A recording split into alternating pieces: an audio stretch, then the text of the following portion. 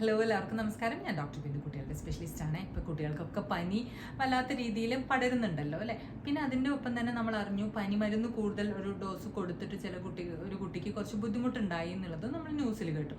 അപ്പോഴൊക്കെ പാരൻസ് ഇപ്പോൾ വരുമ്പോൾ കുറച്ചൊരു ഡൗട്ടാണ് പനിക്ക് പാരസെറ്റമോൾ കൊടുക്കാൻ പറ്റുമോ ഇല്ലയോ എന്നുള്ളത്. അപ്പോൾ അതിൻ്റെ കുറച്ച് യഥാർത്ഥമായിട്ടുള്ള കാര്യങ്ങൾ പറയാനാണ് വന്നിട്ടുള്ളത്. അപ്പോൾ നമുക്കറിയാം ആർക്ക് പനി വന്നാലും പനിക്കുള്ള മരുന്ന് പാരസെറ്റമോൾ തന്നെയാണ്. അത് ഒരു നിശ്ചിത ഡോസിൽ കൊടുക്കണം എന്നുള്ളത് മാത്രമാണ്. അതായത് നമുക്ക് തോന്നുമ്പോഴെല്ലാം നമ്മൾ കൂടുതൽ മരുന്ന് അങ്ങനെ വാങ്ങി കഴിക്കുന്നത് നല്ലതല്ല. പിന്നെ എന്തായാലും അധികമായാൽ അമൃതം വിഷം എന്നാണല്ലോ. എല്ലാം ഓവർ ഡോസേജ് ആയിക്കഴിഞ്ഞാൽ അതിൻ്റെതായ ദൂഷ്യഫലങ്ങൾ ഉണ്ടാവും. അണ്ടർ ഡോസേജ് ആയിക്കഴിഞ്ഞാൽ അതിൻ്റെ എഫക്റ്റീവ് ആയിക്കൊള്ളണം എന്നുമില്ല. അപ്പോൾ അത്രയും കാര്യങ്ങൾ ഓർത്തുകൊണ്ട് വേണം നമ്മൾ പോകാൻ. പാരസെറ്റമോൾ നിശ്ചിത ഡോസിൽ കൊടുക്കുന്നതുകൊണ്ട് കുഴപ്പമില്ല. പിന്നെ നമ്മൾ മനസ്സിലാക്കേണ്ടത് 2 ടൈപ്പിൽ പാരസെറ്റമോൾ ഉണ്ട്. ടാബ്ലറ്റ്സ് നമുക്കറിയാം 500-ന്റെ 650-ന്റെ ഒക്കെ ഉണ്ട് എന്നുള്ളത് അറിയാം.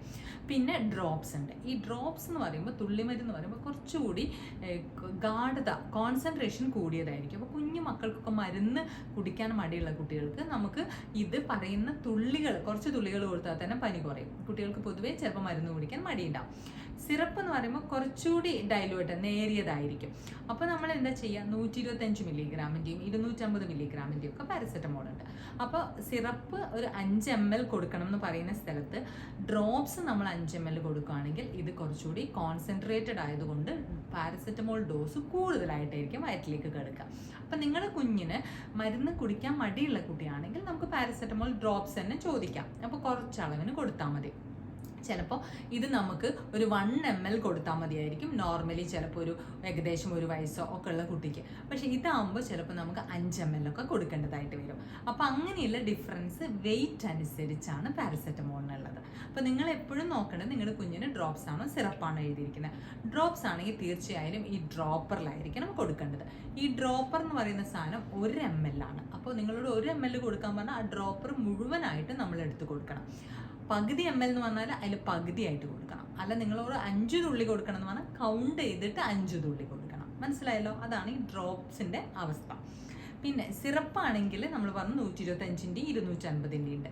ഇപ്പം നിങ്ങൾക്ക് ഈ 125-ന്റെ എഴുതി തന്നത് 5 ml കൊടുക്കാൻ പറഞ്ഞിട്ട് 250-ന്റെ ആണ് ചിലപ്പോൾ നമ്മുടെ കയ്യിൽ കിട്ടുന്നത് എന്നുണ്ടെങ്കിൽ അത് 5 ml കൊടുത്താൽ അപ്പോൾ ഡബിൾ ഡോസേജ് ആവും. മനസ്സിലായില്ലേ? പിന്നെ പാരസെറ്റമോൾ കൊടുക്കേണ്ടത് 6 മണിക്കൂർ ഇടവിട്ടാണ് സാധാരണഗതിയിൽ ഡോസ്. അത്ര പനിയൊന്നും ഇല്ലാത്ത കുട്ടിയാണെങ്കിൽ വെറുതെ 6 മണിക്കൂർ ഇടവിട്ട് കൊടുക്കണ്ട. 8 മണിക്കൂർ ഇടവിട്ട് വേണമെങ്കിൽ കൊടുക്കാം. അല്ലെങ്കിൽ പനി വരുമ്പോൾ കൊടുത്താലും മതി. അല്ലെങ്കിൽ നിങ്ങൾ പരിശോധിച്ച ഡോക്ടർ എത്ര അളവിനാണോ പറഞ്ഞത് ആ രീതിയിലും കൊടുക്കാം.